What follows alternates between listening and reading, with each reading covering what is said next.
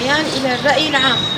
إننا نسأل كل الحكومات والدول التي تنظر وتشاهد ما يقع على الشعب الكردي الأعزل إلى متى هذا الصمت الدولي حول قضية الكرد وحقهم في الحياة، وصولا إلى تحطيم ثقافتهم وحضارتهم وتاريخهم.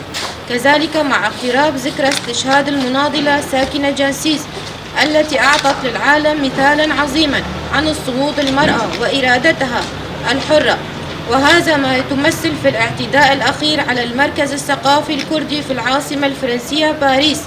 إننا كمجلس المرأة الديني نستنكر بشدة هذا التعصب القومي والفكري الذي أدى إلى وقوع شهداء وجرحى في هذا الاعتداء الهمجي. الخلود لأرواح شهدائنا الأبرار، الشفاء لكل الجرحى.